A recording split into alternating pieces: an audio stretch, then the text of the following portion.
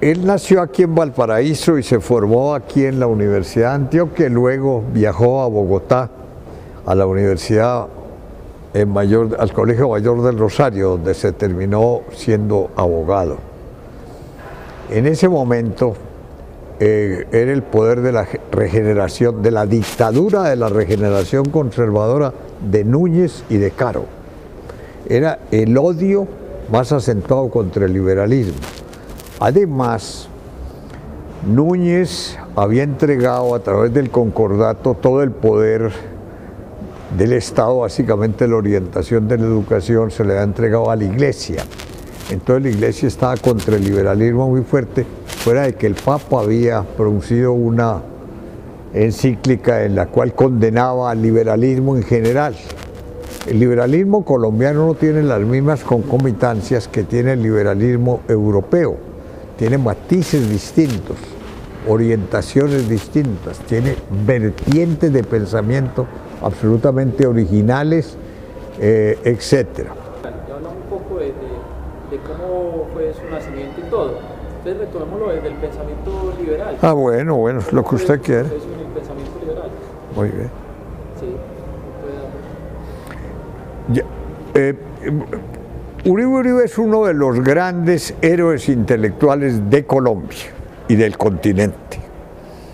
Le toca a Antioquia el orgullo de que él hubiera nacido aquí, en Valparaíso. Él estudió en la Universidad de Antioquia, luego se formó en la Universidad del Rosario en Bogotá. En ese momento la persecución de la dictadura de la regeneración conservadora contra el liberalismo era muy fuerte. Había encíclicas de los papas contra el liberalismo universal que se las aplicaban a los liberales aquí, etcétera, etcétera, ¿no? Era un proceso sumamente difícil, pero a la vez era el momento de la gran aparición de las tesis socialistas en el mundo. Acababa de aparecer todo el pensamiento de Marx y de Hegel, que estaba teniendo una gran importancia en el desarrollo de las tesis económicas, de las tesis sociales en Europa. En Colombia no se dejaba explicar a Marx. Marx no podía ser explicado en las universidades colombianas porque lo prohibía la Iglesia. La Iglesia en ese momento todavía tenía el dominio de la educación que se le había entregado Núñez. De acuerdo con el concordato, los sacerdotes imponían rectores, imponían profesores, imponían textos. Entonces, naturalmente, Marx no entraba. Uno de los primeros que habla de Marx dentro de la concepción política económica es Rafael Uribe Uribe. Todas las tesis socialistas de Bacon, en fin, de Fourier, de todos los grandes tratadistas franceses habían llegado y él los había estudiado. Él tuvo mucha inquietud de revelar el pensamiento desde el primer momento. Él regresó de Bogotá a ejercer su profesión aquí en Bogotá, fue fiscal muchos años, fue profesor de la Universidad de Antioquia, ¿no? Pero además fue periodista. Trabajó mucho con don Fidel Cano en El Espectador, un periódico de lucha liberal que lograba salir 6, 7 números y lo cerraba otra vez la hegemonía conservadora. Yo recuerdo que en un momento dado el gobernador de Antioquia cerró El Espectador y le escribió una carta a don Fidel Cano diciéndole que se consideraba un periódico disociador, que era necesario que el gobierno ha tomado la decisión de cerrarlo. Dios lo conserve a usted, decía la carta. Entonces don Fidel Cano con mucha gracia le contestó: gracias por su carta, yo sé que en Colombia no hay libertad de pensamiento, aquí no se puede explicar ninguna de las teorías en las cuales uno trata de sostener unas ideas que no sean las del partido que está gobernando. Por favor, que Dios me defienda de usted. Se despidió el viejo Fidel Cano. Trabajó mucho en esa época, creó un periódico que se llamó El Trabajo, en el cual estaba incitando a los problemas sociales, a que se estudiaran los problemas sociales, era de las primeras veces que se planteaba la necesidad de estudiar los problemas sociales a través de la dimensión del capital y del trabajo. Él es uno de los primeros grandes expositores de lo que se llama el socialismo de Estado. Él hizo un discurso fundamental para el pensamiento colombiano en el año 1905 sobre el socialismo de Estado, en el cual, contra todas las teorías que prevalecían en Colombia, sostuvo: hay obras que no puede hacer la iniciativa privada, que le corresponden al Estado, y el Estado no está simplemente para guardar en orden, para dar educación pública y para tener una justicia limitada, sino que tiene además unas obligaciones sociales.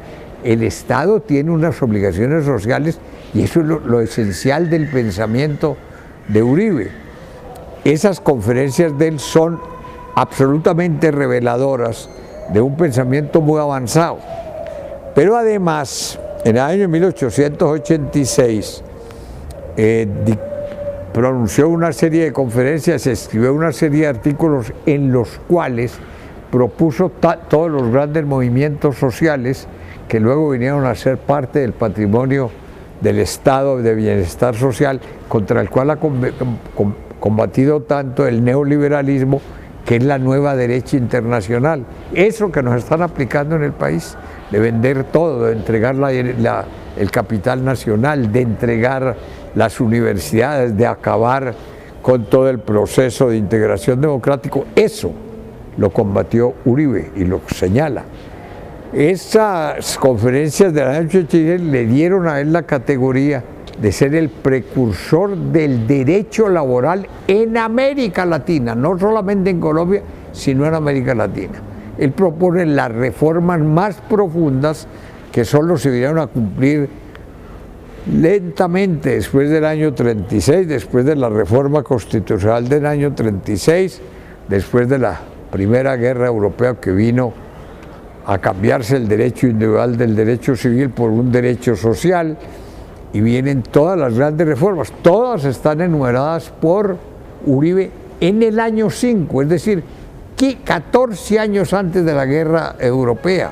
Están señalados toda la vivienda barata, está el crédito para que se pueda establecer los trabajadores, el reparto de la tierra, lo de la salud pública como obligación del Estado. Ahora lo han vuelto un negocio fabuloso para unas compañías, entregándole el servicio social a unas compañías para que especulen con el Producto Interno Bruto colombiano, con lo que dan los trabajadores, con lo que dan los propietarios y con lo que da el mismo Estado. Eso es absolutamente absurdo. Todo eso lo predijo Uribe, estaba dentro de todas las tesis socialistas contemporáneas de esa época, ¿no? Y naturalmente se consideraba un renegado del destino nacional. Hay algo importantísimo de su gestión, y es precisamente esa lucha por evitar la entrega de Panamá, ese llamado de atención al gobierno. Sí, que no lo entregue. Yo llevo muchos años trabajando a Uribe, por eso tengo autoridad para hablar con él. Yo vengo desde el año 57 reuniendo materiales sobre Uribe. El primer libro, la primera antología que yo publiqué fue una cosa que se llama El pensamiento social de Uribe, que lo publiqué cuando fui ministro del Trabajo de Alberto Lleras. Luego se hizo una segunda edición aquí en la Casa Cultural Rafael Uribe, en que esté explicado todo el proceso de todas las propuestas que él hizo y que son las precursoras del derecho laboral en Colombia y en América Latina. Eso está en ese libro claramente explicado, pero en orden. Después publiqué un segundo libro que se llama Nuevos aportes de Uribe a lo social colombiano, que es un pensamiento desconocido de Uribe. Están nuevamente planteamientos sobre la obligación del Estado, está el planteamiento de cómo se debe mejorar el trabajo de la gente a través de un instituto que es el mismo que existe hoy, el Instituto del SENA, él lo tiene numerado, Él lo señala, dice, esto es lo que tiene que hacer el Estado si quiere mejorar el trabajo nacional. Hay una cosa de defensa del capital nacional sumamente fuerte, poderosamente fuerte, diciendo que hay que defender el capital nacional.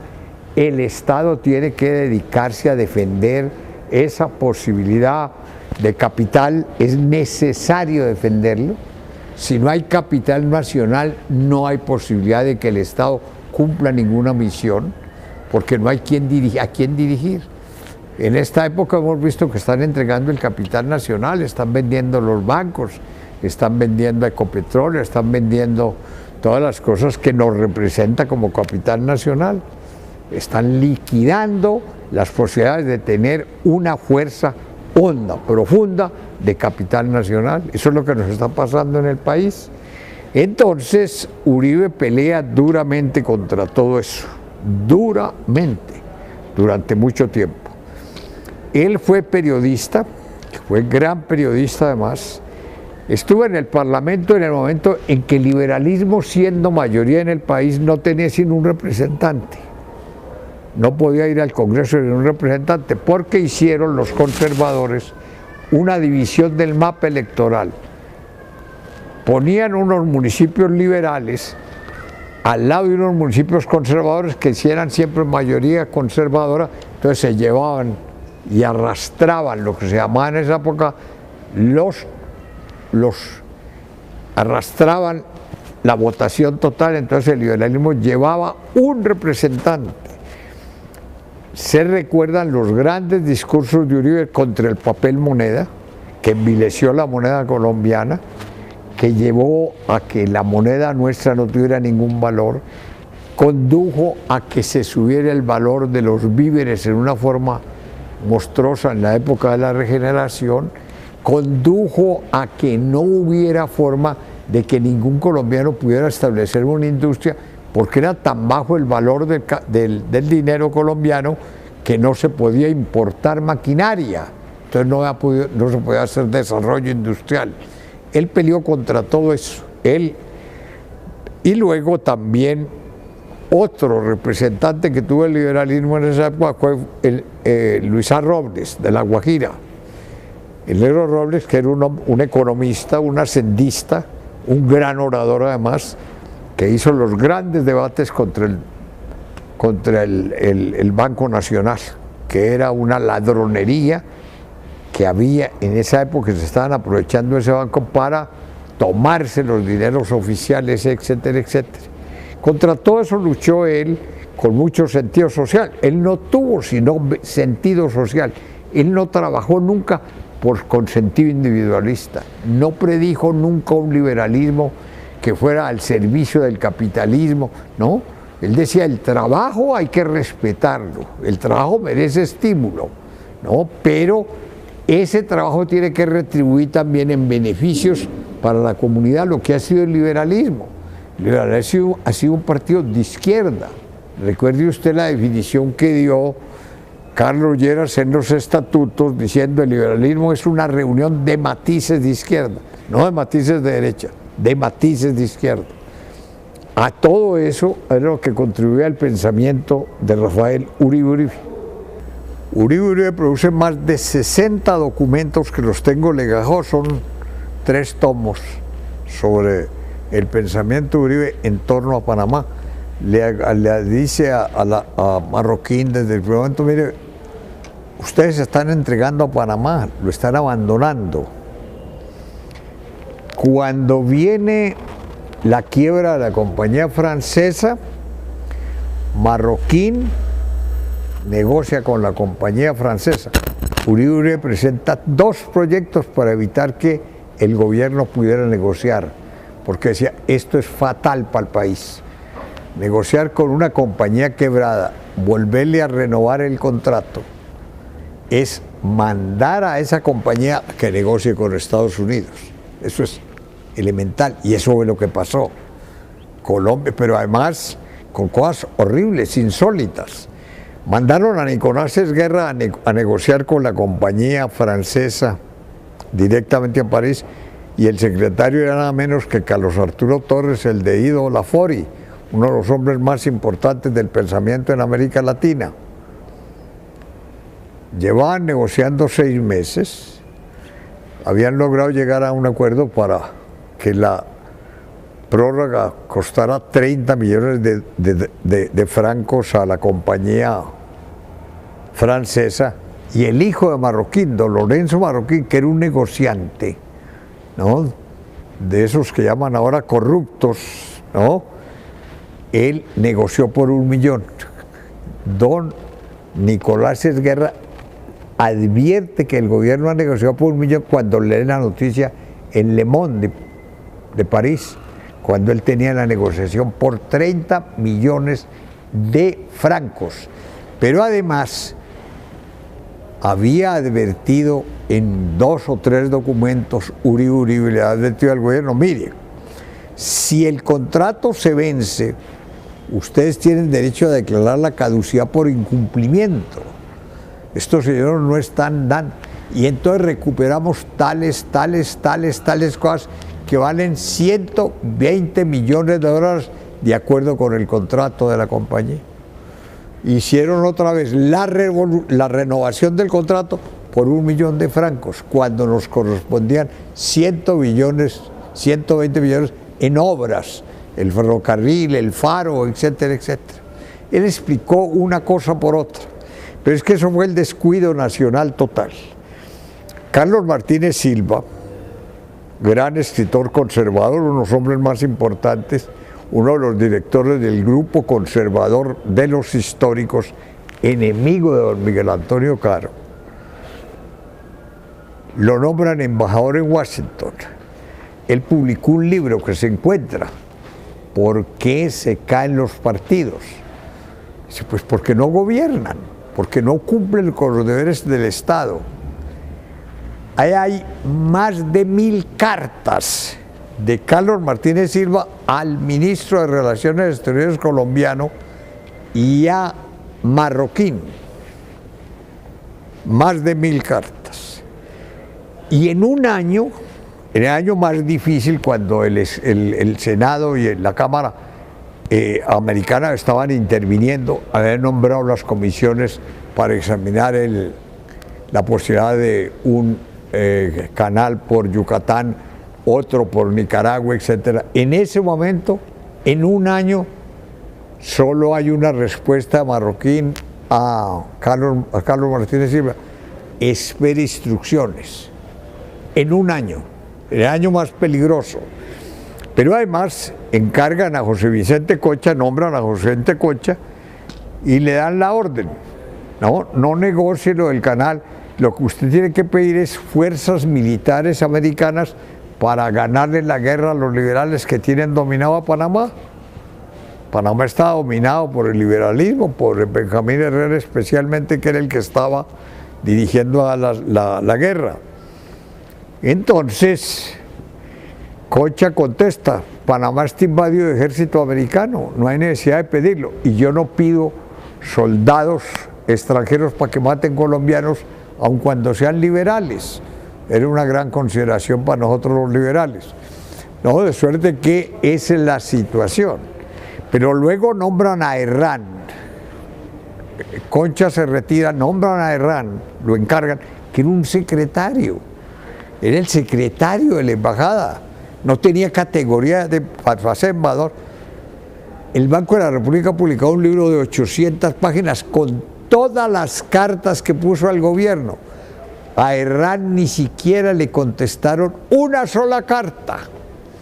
Manda 20 o 30 cartas diciendo: los panameños han estado aquí, han hablado con el Departamento de Estado, han discutido con el Departamento de Estado, está organizado esto así y así y así, porque se han filtrado estas noticias.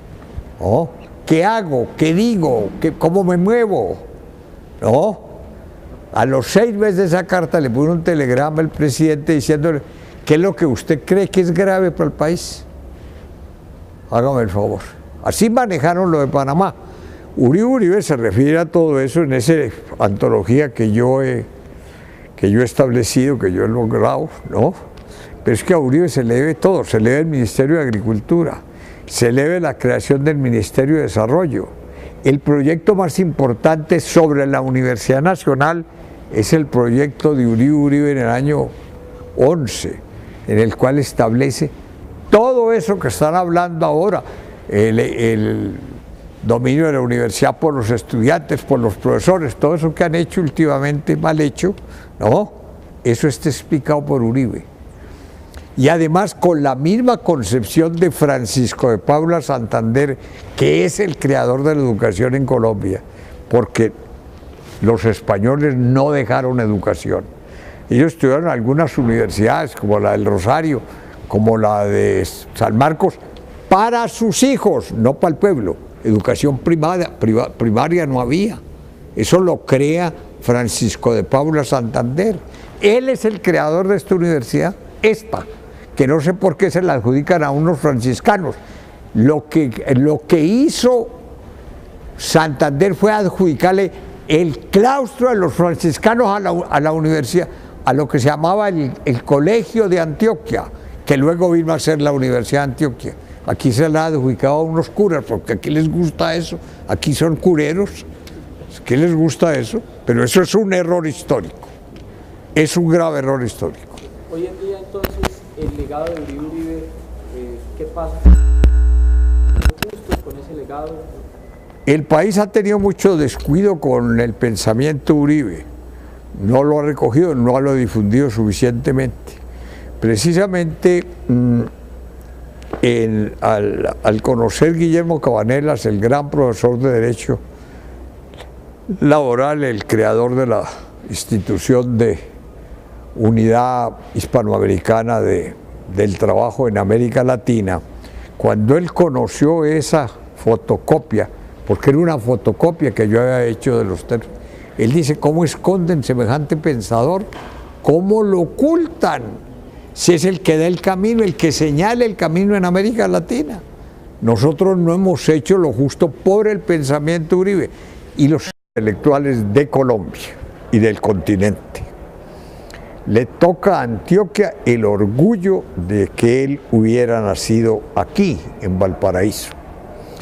Él estudió en la Universidad de Antioquia, luego se formó en la Universidad del Rosario en Bogotá. En ese momento la persecución de la dictadura de la Regeneración Conservadora contra el liberalismo era muy fuerte. Había encíclicas de los papas contra el liberalismo universal que se las aplicaban a los liberales aquí, etcétera, etcétera, ¿no? Era un proceso sumamente difícil, pero a la vez era el momento de la gran aparición de las tesis socialistas en el mundo. Acababa de aparecer todo el pensamiento de Marx y de Hegel, que estaba teniendo una gran impulso. Franceses habían llegado y él los había estudiado. Él tuvo mucha inquietud de revelar el pensamiento desde el primer momento.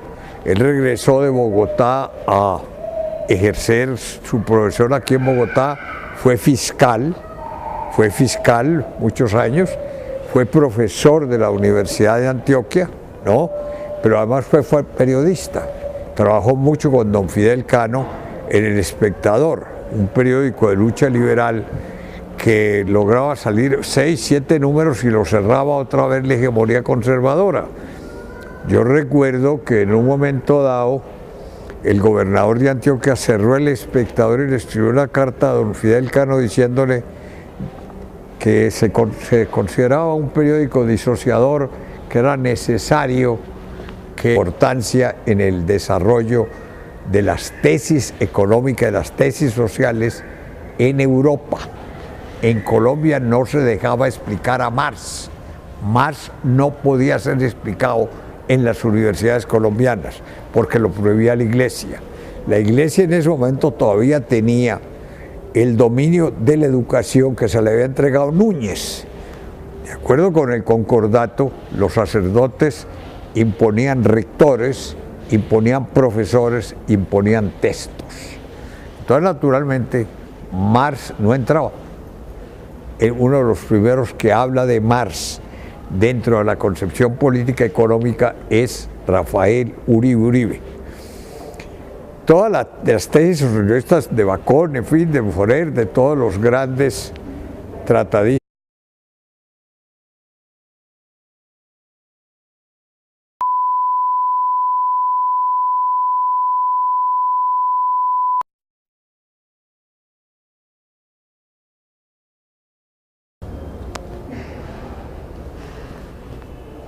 Él nació aquí en Valparaíso y se formó aquí en la Universidad de Antioquia, luego viajó a Bogotá, a la Universidad Mayor, al Colegio Mayor del Rosario, donde se terminó siendo abogado.